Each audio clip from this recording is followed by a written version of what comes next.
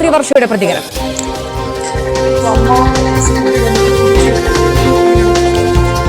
ഏറ്റവും സന്തോഷമുള്ള കാര്യം, കാരണം ഈ ഒരു അസോസിയേഷൻ എന്താ പറയാ, അർത്ഥവത്തായിട്ടല്ല എന്നുള്ള ഒരു തോന്നൽ ആദ്യം ഉണ്ടായ ആള് ഞാനായിരിക്കും. ചിലപ്പോൾ അഹങ്കാരം പറയല്ല. 95 മെമ്പർഷിപ്പ് അതേ വർഷം രാജിവെച്ച ആളാണ് ഞാൻ.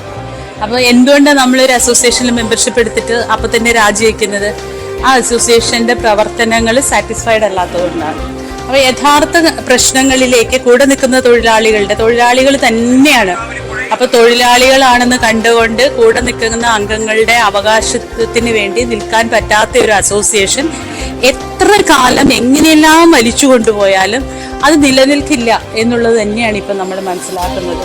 അപ്പം ഞാൻ ഇവിടെ പുരോഗമന സാഹിത്യ സംഘത്തിൻ്റെ സമ്മേളനത്തിനായതുകൊണ്ട് അതിൻ്റെ പൂർണ്ണ ഒരു അസോസിയേഷനാണ്, ഇപ്പോഴത്തെ എക്സിക്യൂട്ടീവ് കമ്മിറ്റിയാണ് വിരിച്ചോട്ടെ.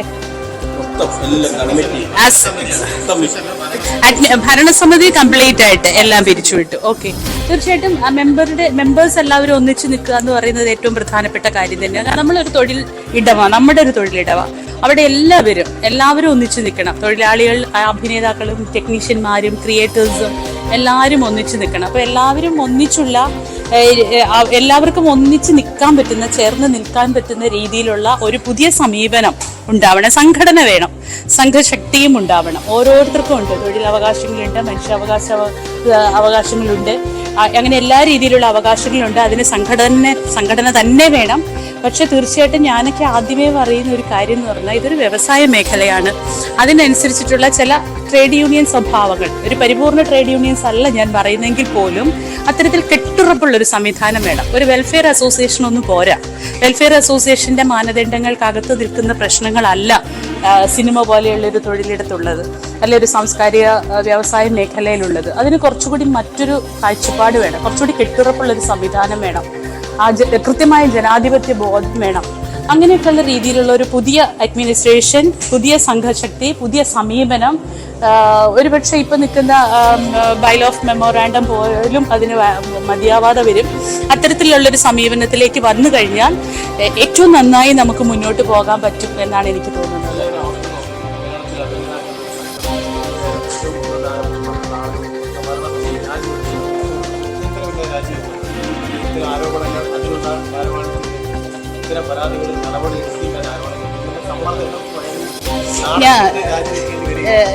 അതെ, അതൊരു നാണക്കേടാണ്. ഞാൻ പറയട്ടെ, നമ്മളെല്ലാവരും, ഇപ്പം ഞാനും ഇത് നേരത്തെ പറഞ്ഞത് സിനിമാ മേഖല എന്നാണ് പറഞ്ഞത്. ആക്ച്വലി സിനിമ എന്ന് പറയുന്നത് ഇത്രയും ഗംഭീരമായ ഒരു മാധ്യമം നമ്മളങ്ങനെ പറയാനേ പാടില്ല. പക്ഷെ ഇതിനകത്ത് പ്രവർത്തിക്കുന്ന കുറെ അധികം ആൾക്കാരുടെ കുത്തഴിഞ്ഞ ജീവിതമാണ്, കുത്തഴിഞ്ഞ ജീവിത കാഴ്ചപ്പാടുകളാണ്. അഥവാ ഏറ്റവും സ്വാർത്ഥമായിട്ടും ഏറ്റവും അഹങ്കാരപൂർണമായിട്ടുമുള്ള സമീപനങ്ങളാണ് ഇപ്പോൾ ഉണ്ടായ പ്രശ്നങ്ങൾക്ക് കാരണം. കലാകാരൻ എന്ന് പറഞ്ഞ് ഡൗൺ ടു എർത്ത് ആയിരിക്കണം, എല്ലാവരെയും ഉൾക്കൊള്ളാൻ പറ്റുന്ന ഒരു മാനസികാവസ്ഥയുള്ളതായിരിക്കണം. ഞാൻ ഇതിനു മുമ്പ് ഒരു പ്രാവശ്യം കല ഒരു സംസ്കരണമാണ്, കല ജീവിതത്തിനാണ്. അപ്പൊ കല ജീവിതത്തിനാണെന്ന് അറിഞ്ഞ് ജീവിതത്തിന്റെ ഇടയിൽ മനുഷ്യരെ ചേർത്ത് പിടിക്കാൻ പറ്റണം. Man is A social animal എന്നാണ്. അതിനകത്ത് ആ സോഷ്യൽ അങ്ങ് വെട്ടിക്കളഞ്ഞ മാൻ ഈസ് ആൻ ആനിമൽ എന്നാണ്. അപ്പൊ അതിലേക്ക് പോകുന്നു പലപ്പോഴും, അത് മാറണം.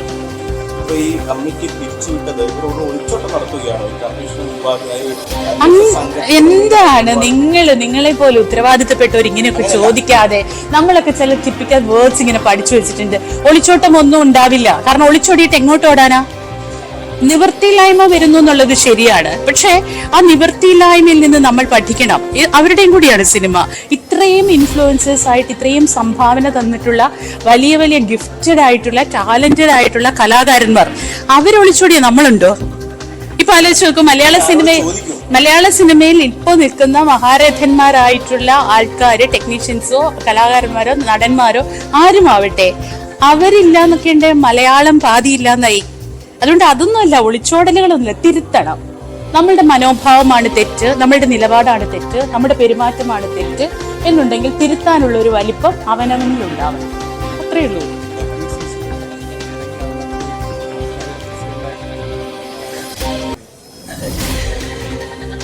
തീർച്ചയായിട്ടും അവരൊരു വലിയ ഇനിഷ്യേറ്റീവ് അല്ലേ കാണിച്ചത്. അപ്പൊ ഇനിയെങ്കിലും വിഭാഗീയതകൾക്കപ്പുറം ഒന്നിച്ചു നിന്നിട്ട് കൂട്ടായിട്ടുള്ളൊരു രീതി ഉണ്ടാവട്ടെ.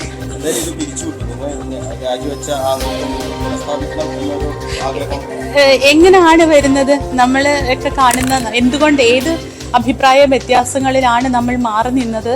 ആ അഭിപ്രായ വ്യത്യാസങ്ങൾ റെക്ടിഫൈ ചെയ്തുകൊണ്ട് സിനിമയുടെ എല്ലാം നന്മയുടെ ഇടങ്ങളിലേക്ക് വരാനാണെങ്കിൽ ഞാൻ ഏറ്റവും അധികം സ്നേഹിക്കുന്ന ഒരു കലാരംഗവും, ഞാൻ 30 വർഷം പണിയെടുത്തൊരു പല പരിമിതികൾക്കകത്ത് നാമമാത്രമായിട്ടാണെങ്കിലും ഞാൻ അറിയപ്പെടുന്ന ഒരു സിനിമാ നടിയും തന്നെയാണ് അല്ലേ. അപ്പൊ ഇപ്പൊ മീശമാധവൻ പോലെ ഒരു സിനിമയോട് എന്നെ റെക്കഗ്നൈസ് ചെയ്യാന്ന് പറഞ്ഞാൽ പോലും ഞാൻ ഒരു സിനിമാ നടി എന്നറിയപ്പെടുന്ന ആളാണ്. അപ്പൊ അതിന്റെ എല്ലാ രീതിയിലും കൂടി സിനിമ അങ്ങനെ വരികയാണെങ്കിൽ തീർച്ചയായിട്ടും ഞാൻ ഉണ്ടാവുക കൂടെ. ഇപ്പൊ ഇത്രയും ദിവസം ഇത്രയും ഈ മീഡിയയോടൊന്നും സംസാരിക്കുന്നത് നമ്മളൊരു ഫെയിമിന് വേണ്ടിയിട്ടൊന്നുമല്ല, വളരെ എന്താ പറയുക, ഒരു കമ്മിറ്റ്മെന്റ് ആണ്, ഒരു നിശ്ചയദാർഢ്യമാണ്, അല്ലെ ഒരു ഇഷ്ടമാണ്. ഇത് റെക്ടിഫൈ ചെയ്യണം എന്നുള്ള അടങ്ങാത്തൊരു ആഗ്രഹമാണ്. അപ്പൊ അങ്ങനെയൊക്കെ നമ്മൾ ഇത്രയും മെനക്കെട്ട് ഇന്നിപ്പോ നമ്മുടെ സംഘത്തിന്റെ സമ്മേളനം നടക്കുക എല്ലാവരും ഉണ്ട്. അപ്പൊ അവരുടെ കൂടെ സ്പെൻഡ് ചെയ്യേണ്ട ടൈം പോലും നമ്മൾ മീഡിയയുടെ കൂടെ കഴിയുന്നതെന്ന് പറയുന്നത് നന്നായി വരാനാ. അങ്ങനെ നന്നായി വരുന്നിടത്ത് നമ്മളുണ്ടാവും. ഇതൊരു സമരമായി ഏറ്റെടുക്കുന്നുണ്ടെങ്കിൽ തീർച്ചയായിട്ടും നല്ല സ്ഥലത്ത് നമ്മളുണ്ടാവും. ഒരിക്കലും ഇല്ല. കാരണം ഞാൻ അസോസിയേഷനിൽ നിന്നും ഇത്രയും നാളും അതിന്റെ പ്രവർത്തനങ്ങളിൽ നിന്നൊക്കെ മാറി നിന്ന ഒരാളെന്നുള്ള നിലയിൽ നിലവിലുള്ള കാര്യങ്ങളെ കുറിച്ച് ഞാൻ അജ്ഞയാണ്. അതേപോലെ WCCയുടെ മെമ്പർ അല്ല ഞാൻ. അപ്പോൾ കൂടുതൽ പ്രഗത്ഭരായിട്ടുള്ള എല്ലാവരും പ്രഗത്ഭർ തന്നെയാണ്. ഇപ്പൊ നിലവിലിരിക്കുന്നവരെ ഞാൻ തള്ളി പറയുന്നില്ല. പക്ഷെ നമ്മുടെ ചില കുത്തഴിഞ്ഞ നിലപാടുകളിൽ നിന്ന് മാറി നിന്നുകൊണ്ട് പ്രഗത്ഭരായിട്ടുള്ളവരാരാണെങ്കിലും നല്ല നിലയിലാണെങ്കിൽ തീർച്ചയായിട്ടും നമ്മളതിനെ സപ്പോർട്ട് ചെയ്യും. എനിക്ക് അല്ലാതൊരു പേരും എടുത്ത് പറയാനൊന്നും അറിയില്ല.